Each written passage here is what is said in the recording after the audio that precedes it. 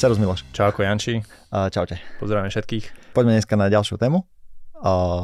Bude to iná téma ako investovanie, naša obľúbená. Pôjdeme na životné poistenie, ale predtým, tým, že točíme podcast v čase, keď sa niečo udialo na trhu, máme tu nejaké prepady na úrovni 10%, tak niečo k tomu si povedzme. Chcem sa ťa ešte opýtať, že či si stihol vytvoriť nejakú taká obľúbená vec, že fundamentálna, technická, dneska moderná už aj sentimentálna analýza na aktuálnu situáciu na finančnom trhu, čo sa deje na akciách. Máme ľudí, ktorí robia tieto veci na ETF-kách a podľa mňa zbytočnosť, no ale každý nech si to obhajuje ako chce.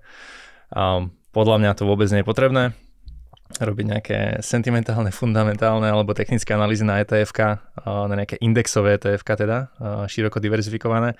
Čiže nie, Jano, musím sa ti priznať, nerobil som žiadne analýzy, lebo naozaj to nemá zmysel. Tak čo si ale spravil? Urobil som jednu vec, musím naozaj povedať, že aj keď nemám ten management fee, ktorý si tu každý obhajuje, predsa len som poslal normálne zadarmo. Normálne som nečakal, že mi niekto zaplatí za to, alebo že si zoberiem nejaké percento majetku a som poslal mojim klientom newsletter, ktorí teda dostali info o tom, že nejaký pokles na trhu, že majú príležitosť nakúpiť, s tým, že môžu očakávať, že teda buď trh sa nejak pozbiera eventuálne a narastie naspäť, čo je teda z toho dlhodobého hľadiska veľký predpoklad, že sa tak stane, alebo pôjde ešte nižšie a teda oni môžu využiť ten prepad na nejaký dokup. Čiže buď A alebo B, ten trh teda buď pôjde hore alebo pôjde ešte viac dole a uvidíme. Nikto to nevie, nemáme kryštálovú gulu a netrúfnú si na to 100% odpovedať ani väčší analytici, ktorí sú na trhu, nielen teda u nás na Slovensku, ale aj vo svete. Takže dostali newsletter o tom, že teda s pokynmi teda čo môžu urobiť a ako tento prepad môžu využiť. Ale dneska nie je téma o investovaní, dneska sa ideme pobaviť o nejakom životnom poistení, ktoré tu ešte nebolo. Prípadne, že by si mal ešte nejakú otázku na to investovanie. Odpovedal si mi na to, ja som sa chcel opýtať, že presne, že čo bolo v tom newsletteri, alebo čo ty odporúčaš robiť, a s tým si odpovedal. To znamená, to nie je priestor na paniku, presne z toho tak. Dlhodobého časového horizontu, ktorý väčšinou ľudia na tým akciovom trhu alebo pri investíciách majú. Tak. Takže to je jedna vec, nie je dôvod na paniku. Ďalšia vec, že keď tak dokup, keď máš čoho nejaké voľné finančné prostriedky, ktoré sú dostupné, tak spraviť nejaký dokup, lebo situácia je taká, že nevieme, či to pôjde dole, či to proste pôjde rovno, alebo či to pôjde hore. Nikto z nás nemá tú kryštálovú gulu, jak si povedal. Takže odpovedal si mi aj na to. V podstate nič zásadné sa nedieje. Áno, nič zásadné sa nedieje, lebo ten pokles od toho maxima, ako si povedal, bol nejakých 10%, ale keď človek začne pochybovať, že proste aj keď má ten profil, investorský profil nejaký dynamický a začne pochybovať o tom, že ježiš, prišiel nejaký prepad, tak stačí, že nech si ten graf proste roztiahne na 20, 30, 40 rokov a zistí, že vlastne ten pokles je viac menej z toho dlhodobého hľadiska neexistujúci. Hej? Čiže keď sa zase ten investor o nejakých 10-15 rokov pozrie spätne, že prečo vôbec mal nejakú myšlienku, nejaké paniky alebo niečo, tak sa maximálne na tom zasmeje a povie si, že čo som vlastne vtedy riešil. Hej? Čiže presne aj toto je ten dôvod toho, že nie je potrebné riešiť nejaké fundamentálne alebo technické analýzy. To nie je stock picking, to nie je vyberanie nejakých jednotlivých firiem, kde sa to áno robí, a hľadá sa ten najväčší potenciál nejakej spoločnosti, ktorá má potenciál rastu, ale nie na ETF-kách pre pána. To sa nerobí. To sa nerobí do psej matere. Tak sa to nerobí do psej matere. Ty si bol 10-ročný, zbytočne si natiahnu ľudia 10, 15, 20 ročný, 5-ročný horizont nech si natiahnu. Stačí a ten graf sa 5, pozrú, nič sa nedieje. Presne tak. Dobre, super. Dobre, poďme na to životné poistenie. Hneď rovno z hurta, na čo slúži? Aká je pointa toho celého životného poistenia? Kryť teda nejaký, ja to nazvem fuck up, čiže z môjho pohľadu je to krytie nejakých úrazov alebo chorôb, ktoré môžu vzniknúť počas toho života toho človeka. Je to vždy o tej pravdepodobnosti. Hej, niekto má väčšiu pravdepodobnosť, keď povedzme viacej športuje alebo viacej žije taký ten adrenalinovejší život, že môže prísť k nejakému úrazu. A potom samozrejme môžu byť nejaké náchylnosti na nejaké choroby, alebo ako to poznáme, zrazu niečo. Že zrazu proste príde nejaká choroba a človek potom skončí na Facebooku v nejakej zbierke, čo je dosť realita často, kedy sa proste ľudia si povedia, že ja sa nepoistím, sa nič nemôže stáť, že proste človek je Ironman. Teraz nevravím, že každý tú poistku potrebuje, ale je to o tej pravdepodobnosti, je to všetko spojené aj s nejakými stravovacími návykmi, s tým životným štýlom, či niekto cvičí, či niekto necvičí, či chodí, či nechodí, či má nadvahu, či nemá nadvahu. Čiže všetky tie premene do toho nejakým spôsobom vstupujú. A takže krytie tých veľkých životných zmien, čiže nejaké obmedzenie vykonávania pracovnej činnosti, a prípadne nejaké časové obmedzenie, respektíve krytie nejakých zvýšených nákladov na tú nejakú chorobu, respektíve nejakú rekonvalescenciu po úraze. OK, a potom ešte tam jeden veľký fuck up, že smrť. Okay, takže... ako sa hovorí, smrťou to všetko končí a invaliditou to všetko začína. Preto býva ten častokrát na tých zmluvách, ktoré sa k nám dostanú, tak to býva práve opačne, že tá smrť je ako keby nadhodnotená a tá invalidita je strašne podhodnotená, že to sú proste jednotky tisícov a v dnešnej dobe dostať za nejakú invaliditu niekoľko tisíc v jednotkách je podľa mňa tiež fuck up. Včera sme presne dostali dopyt na to, že zanalizovať životné poistenia, tam bolo proste smrť proste 100 000 a invalidita 12 000 eur. Čo hovorím, že si myslím, že je dosť brutálny rozdiel a v dnešnej dobe ani tých 12 000 v invalidite veľmi veľa vecí neporieši. Určite to poteší, respektíve asi to nepoteší, lebo ideálne nemať čo čerpať, nemať čo kryť a nemať vôbec neriešiť tú invaliditu, ale akože... Dobre, takže keď si takto nejako zhrnieme, tak podstatou je proste nepredvídateľné udalosti, byť na ne nejako pripravený, čo sa týka finančného hľadiska, čo sa týka úrazu a choroby, respektíve akože toho fatálneho následku smrti.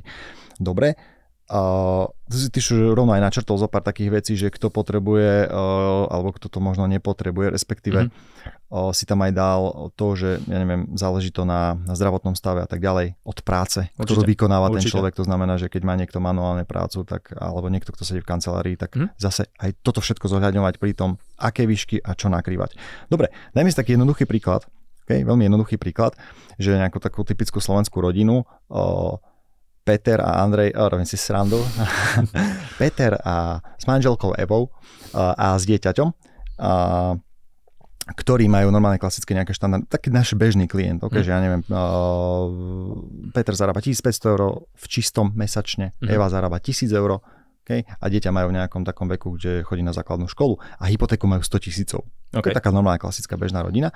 A teraz, čo sa týka toho, čo si aj spomenul, že nejaké tie fuck-upy, tak povedzme si, že v tom životnom poistení, aké tie rizika tam nakrývať, konkrétne pri poistenia a akú výšku im nastaviť. Tak poďme nejako tak postupne. Tých rizik v tých poistných zmluvách môže byť niekoľko. My sa naozaj zameriavame iba na tie veľké rizika takzvané, neriešime takzvané malé rizika, ako sú nejaké denné odškodné, nejaká PN-ka, nejaká hospitalizácia, presne tak. Denné odškodné, chirurgický zákrok. Tak, to sú také tie malé rizika, ktoré do toho rozpočtu prinesú 1, 2, 3, 4 stovky, čo toho klienta eventuálne áno poteší, ale nerieši to nič. Neobmedzí to ten rozpočet, respektíve ani neprilepší. Čiže zase treba si zvážiť aj tie veci, že aká je pravdepodobnosť, že sa stane nejaký malý úraz a aká je pravdepodobnosť, že sa stane nejaký veľký úraz a od toho sa odvíja aj samotná cena toho poistenia. My teda nakrývame hlavne tie veľké rizika, a tie sú 4, čiže je to smrť, to je tým to končí. Invalidita, ako som spomínal, týmto začína. Riešime väčšinou, teda záleží sa samozrejme aj od ako keby povolania, lebo inak bude 40% invaliditu znášať človek, ktorý pracuje manuálne a inak 40% invaliditu bude znášať, ktorý je ITčkár a môže pracovať z hľadacej siete, nech leží kdekoľvek. Takže ideálne, čím je človek mladší, tak tým si skorej vie poistiť to lacnejšie poistenie. Tým pádom si môže dovoliť platiť aj tú 40, ako keby od 40 vyššie. Následne sú to kritické choroby a trvalé následky úrazu s nejakou určitou progresiou, čo už má väčšinou skoro každá poisťovňa. Ešte sme nepovedali nejakú takú základnú vec, že tá výška tých poistných krytí sa má odvíjať aj od tých záväzkov. Ja som tam spomenul, že tam je nejaká hypotéka 100 000, tak v podstate v tomto prípade našom, Peter, Eva a dieťa, s ich príjmami majú záväzok 100 000, ale pre Petra a Evu je záväzok aj to dieťa. Určite. Okay? To znamená, tá metodika, ktorú aj my nejako zastávame, aj všetko je, že mať v tom životnom poistení minimálne tie záväzky. Okay? Samozrejme, ešte možno sa opýtam, že kto nepotrebuje životné poistenie. Lebo táto rodina ho potrebuje v nejakom rozsahu, ktoré si nenamodelujeme, ale kto nepotrebuje ešte životné poistenie, to si povedzme možno, lebo nie je to pre každého. Určite to nepotrebuje každý. Hovorí sa, že napríklad samostatné životné poistenie nepotrebujú deti. Hovorí sa aj taká barlička, že kvalitné životné poistenie pre deti je správne poistenie pre rodičov. Samozrejme áno, to dieťa sa môže prihodiť do ich zmluvy za pár eur, ale znova len na nejaké veľké rizika, ako sú nejaké trvalé následky úrazu a nejaké choroby. Ale dostaneme sa k tým ľuďom, ktorí to napríklad naozaj nepotrebujú, čo sú teda, nazvime to tak, že bonitnejší ľudia podľa mňa, ktorí povedzme majú nejaké nehnuteľnosti, ktoré sú povedzme, že investičné, ktoré teda eventuálne nie, že hneď v sekunde, ale eventuálne ich vedia v priebehu krátkej doby speňažiť.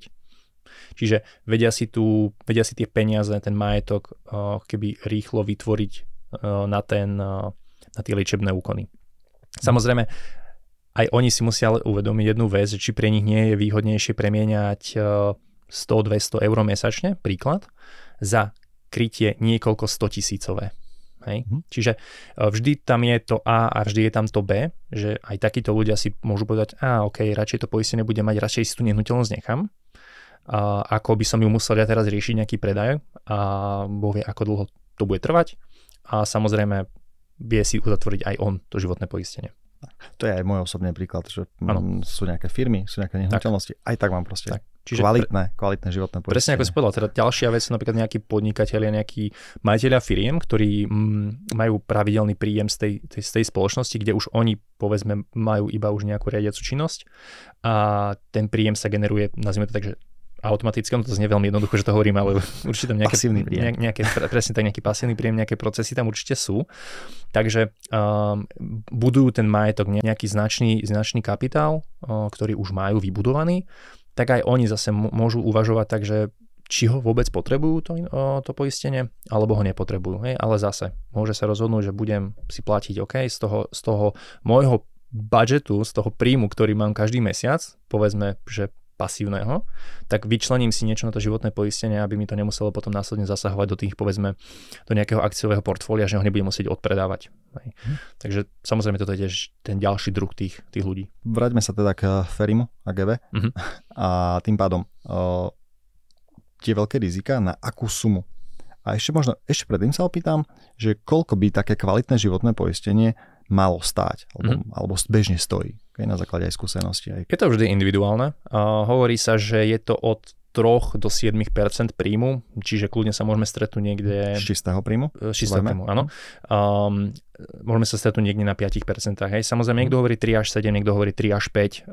Vždy sa bavíme okolo, zase, aby to poistenie stalo 15% príjmu, lebo to už sme pri iných pálkach a očividne až také vysoké krytie ten človek nepotrebuje a zbytočne by to tým pádom preplácal. Radšej ten budget na to poistenie môže využiť na investovanie a budovať ten majetok. A mať tam to krytie naozaj len na tie veci, ktoré má, ako si vravel, záväzky. Čiže v ich prípade určite invaliditu a smrť kryť na tej záväzky, čiže vo výšky tej hypotéky. A samozrejme, keď jeden zomrie, druhý ostane, tak bude chýbať ten rozpočet, ktorý prinášal ten druhý. Čiže povedzme nejaké 2 roky príjmu toho druhého.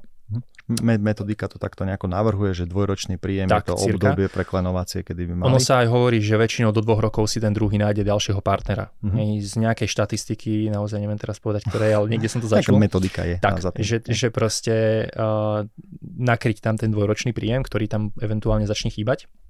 A samozrejme sú tam aj nejaké výdavky na dieťa spojené s tým, čiže možno tam prihodiť ešte niečo navyše, čo sa týka toho dieťaťa. Takže v podstate v našom prípade by mal mať Feri a Eva o životné poistenie, čo sa týka smrti a invalidity. Jednotlivým tarifom sa potom niekedy teda ďalej budeme venovať v ďalších podcastoch a rozoberať ich detailnejšie, ale jednoducho dneska iba princíp, že mali by to tým pádom mať poistené na nejakých 140-150 tisíc. Cirka tak. Môžeme zase invalidita. Nie je to s klesajúcou poistnou sumou. Áno. Okay, že takto nastavujeme, lebo sú aj konštantné, ale tie sú radovo drahšie. Sú radovo drahšie a jednak treba si uvedomiť jednu vec, že tá hypotéka v čase klesá, tak takisto aj to krytie môže klesať, lebo hlavne je to z toho dôvodu, ako si povedal, že tá cena je tam obrovský rozdiel. Keď niekto si nastaví tú konštantnú 140 000 a klesajúcu 140 000. Častokrát teraz majú poisťovne aj tie duopoistenia, že teda v rámci jedného pripoistenia je aj smrť, aj invalidita. Tým pádom to niekedy to vychádza lacnejšie, niekedy to vychádza drahšie, samozrejme vždy to je podľa toho, ako to má nastavené cenovo poistenie, či nejaká kampaň, alebo aj od veku. Čiže vždy sa treba pohrať s tou modeláciou a vyskúšať aj jednu, aj druhú variantu a pokiaľ tam proste ten rozdiel je zanedbateľný, tak ja osobne akože odporúčam mať poistené obidve zvlášť, lebo keď nastane invalidita, ešte furt môže byť plnenie zo smrti. Pre toho, kto pozostane. Okay. Čiže takto nejak. Ešte možno doplním to, že v tomto prípade obidvaja, aj Ferry, aj Eva sú manažeri nejakých spoločností, to znamená, že viac menej sú takí, že kancelársky. Ktorú invaliditu, lebo na Slovensku máme nejakú dvojstupňovú invaliditu, to znamená nejaká častočná plná 40-70%, ktorú by si im navrhol. Všetko v týchto, čo sa týka aj sú to 30-roční mladí ľudia. Takže by som čiže teoreticky by to nemuselo byť úplne že extrémne prestrel nejaké drahé. Osobne by som sa ešte možno pýtal, čo sa týka ich nejakej rezervy, či majú nejakú vybudovanú. Rezervu majú vo výške kľudne to, čo my odporúčame, 3 až 6 násobku mesačného príjmu, takže niekde majú nejakých 10 000 eur odložených, majú druhé piliere a tak ďalej. Všetko to, čo majú mať. Presne toto som chcel, že teda ešte do toho vstupuje ten druhý, tretí pilier, lebo to krytie sa eventuálne minimálne teda na smrti môže ponížiť o nejaký druhý, tretí pilier, ktorý je následne vyplatený pri smrti. Tak, to isté aj v tom ponímaní toho, že keď hypotéka klesá, tak peniaze v druhom pilieri, peniaze vo fondoch narastajú. Takže je zbytočné potom tam veľakrát drahú konštantnú smrť dávať, alebo invaliditu, alebo niečo. Lebo v podstate v 65-ke, 60-ke už asi aj to dieťa možno by už malo byť plus minus vychované, aj tá hypotéka by sa už mala splácať, takže už tie záväzky nie sú. Aj ten majetok v tej 60-ke bude už v značnejších číslach ako je v 30-ke. Čiže... Dobre, takže máme smrť invaliditu, takže im by si dával ktorú invaliditu teda? 40-ku alebo 70-ku? Nech to máme zodpovedané. Je to taká vec, že v tom veku... Jasné, že je to individuálne. Je to veľmi individuálne, no treba brať do úvahy aj to, že či do konca života budú na tej istej pozícii. Kým je ten človek takto mladý, eventuálne asi by som šiel do 40-ky. A samozrejme, možno niekto so mnou nebude súhlasiť, kto by povedal, že radšej tam dať 70-ku. Ja by som s tebou rovnej slovo, ja by som dal 70-ku, ale presne, je to podľa... Áno, vždy je to o tom, zase ber to tak, že majú sedavé zamestnanie. A ber to tak, že tá chrbtica tam trpí a vieme, kde sa nachádza chrbtica. Keby to bolo pri 70-ke, tak majú smolu, ale pri tej 40-ke by už to plnenie nejaké mali. Takže treba možno brať do úvahy aj to zamestnanie, áno, síce je sedavé, síce áno, 40-ka ich až tak neovplyvní ako tá 70-ka, takže zase veľa premenných a je to veľmi individuálne. A ja osobne by som ale šiel do 40-ky už len z toho dôvodu, že teda do budúcna, ak by zmenili prácu, zmenili povolanie, čokoľvek, začali by sa venovať možno nejakému aktívnejšiemu športu, nazvime to takto, tak je to krytie širšie. Samozrejme, 50-ročný už si veľmi ťažko dovolí tú 40-ku, lebo to bude extrémne drahé, lebo to riziko pre tú poisťovňu je oveľa väčšie, že sa niečo takéto stane. Takže ja by som určite smeroval asi k tej 40-ke. OK, dobre. V každom prípade vieme sa zhodnúť na tom, že je to individuálne. Ano. A to je presne podľa toho, že aj aká cena, preto aj napríklad z toho to vidno aj nejakom, respektíve môj alebo náš nejaký postoj, že do toho životného poistenia, čo nemusím dávať nejaké peniaze, tak nedávam. OK, že preto aj tie malé rizika aj niečo dávame proste bokom, lebo radšej si spor odkladaj, lebo to ti nič nerieši. Dobre. Poďme na to ďalšie riziko, to je kritické ochorenia, ktoré si spomenul, proste to veľké. No v podstate, lebo smrť a invalidita, to sú už následky. Okay? Ale tie kritické ochorenia, to je taká príčina, okay? Alebo teda úraz. Takže na akú výšku by si nastavil takýmto klientom napríklad to kritické ochorenie a potom aj trvalé následky úrazu? Hovorí sa, že taký ten minimum pri tých kritických ochoreniach je nejakých 12 000, čo sa týka nejakého nejakých nákladov na, povedzme, liečenie prvého roku rakoviny. Takže odrazil by som sa určite od tohto, že tých 12 je najväčšie minimum, aké sa len dá, že proste keď ideme po tom budžete, tak pod tú hranicu určite neísť, ale určite je to rádovo viacej. Hej? Čiže kľudne to môže byť 20, 25, 30 tisíc, možno nejaké 2 roky príjmu.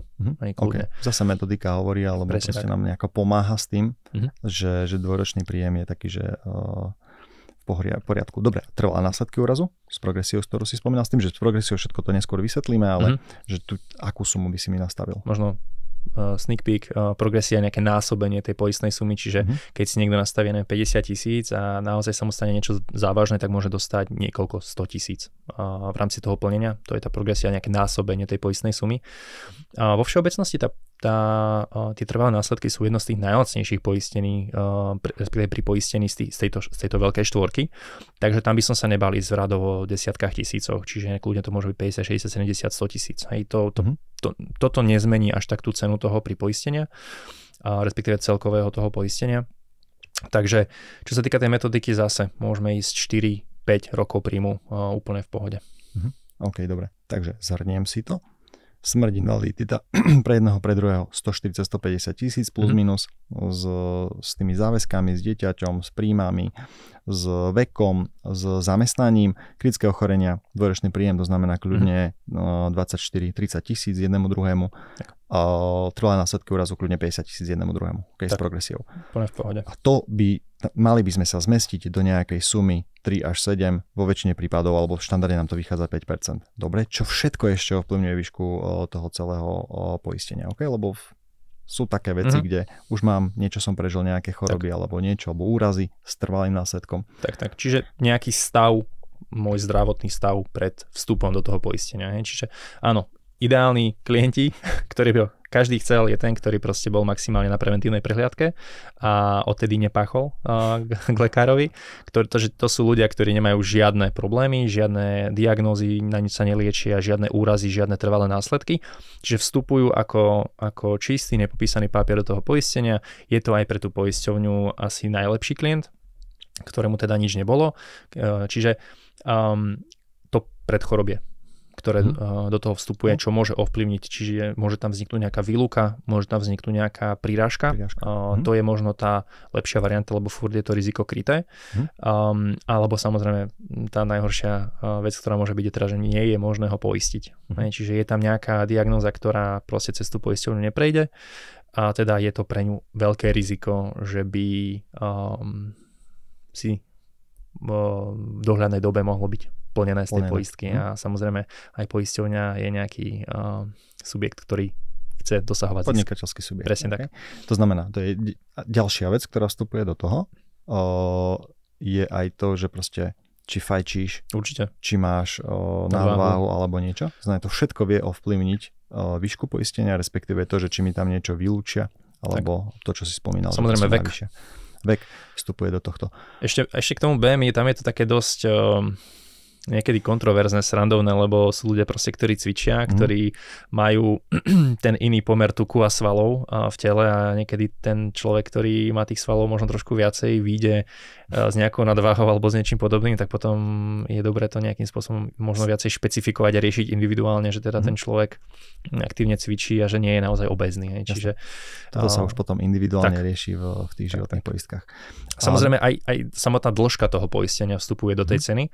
Niekto proste zbúcha poistku, aby bolo a zistí, že on napríklad trvalé následky u jednej z poisťovní, ktoré napríklad častokrát robíme, pri trvalých následkoch sa nemení cena. Že či je to na 60 rokov, či je to na 30 rokov, furt je cena rovnaká. Samozrejme kritické choroby, smrť, invalidita, to už samozrejme sa mení podľa počtu tých rokov. Samozrejme dobrá vec je tá, že tá smrť a tá invalidita sa dá nastaviť aj kratšia, ako je maximálna. Čím vieme, ako keby to nastaviť presne na trvanie tej hypotéky, tým pádom je to lacnejšie a kryje to presne to obdobie, kedy by ten záväzok bolo treba vyplatiť napríklad. Alebo samozrejme zariadiť sa podľa danej situácie, lebo musíme si proste povedať aj pravdu, že možno niekedy nie je vždy najlepšie rovno zobrať tie peniaze z plnenia a vyplatiť niečo. Lebo proste keď má niekto nejakú nízku úrokovú sadzbu, tak možno sa neoplatí tie peniaze vyplácať hneď, lebo to človek napríklad potiahne zo svojho príjmu a môže tie peniaze buď investovať, alebo časť investovať, zvyšok si nechať na tie potrebné úkony. Hej, čiže je to vždy zase individuálne. Ono to je strašne veľa tam a preto spravíme reklamu na ďalšie časti, kde sa budeme rozprávať aj o takých veciach, že aké sú tam výluky, je bežná vec. Rozdielovať jednotlivé, alebo rozobrať si na drobné jednotlivé rizika. Či už invalidita, ako sa nastavuje, aké sú tam podmienky pri plnení vyplácaní, deto smrť, trvalé následky kritického ochorenia a tak ďalej. A hromadu všelakých týchto vecí. Dobre, dnes toľko o životnom poistení ako úvod. Čo by si možno ešte nejako dodal na záver? Apelujeme na ľudí pri investovaní, aby si kontrolovali poplatky, ktoré podľa nás tam nemajú byť. Takisto nech si skontrolujú ideálne tie staré zmluvy, ktoré proste zo zotrvačnosti ten odchádza ten trvalý príkaz, lebo mám nejaké poistenie. Nech si ho skontrolujú. Či tam naozaj nie je tá invalidita vôbec, či je poistená a či vôbec sa dosahuje tá suma aspoň desiatok tisíc a nie je to v jednotkách tisíc. To isté, či adekvátne spĺňa tá stará zmluva tie podmienky, ktoré človek má teraz, lebo tie záväzky sa môžu v čase samozrejme meniť. Hej? Čiže keď niekto si pred 10 rokmi nastavil povedzme krytie hypotéky, ale medzi tým kúpil ešte ďalšie 2-3 byty a ten záväzok narastol, tak proste to je to proste o tej aktualizácii. Hej? To, že niekto má vytvorenú jednu zmluvu, neznamená, že tá nová zmluva, ktorá mu pribudne, bude, že musí byť znova drahšia. Hej, to isté, ale tomu človeku aj ten príjem rastie v čase. Tým pádom znova by to malo odrázať nejakých 3 až 5% povedzme, ako sme sa bavili.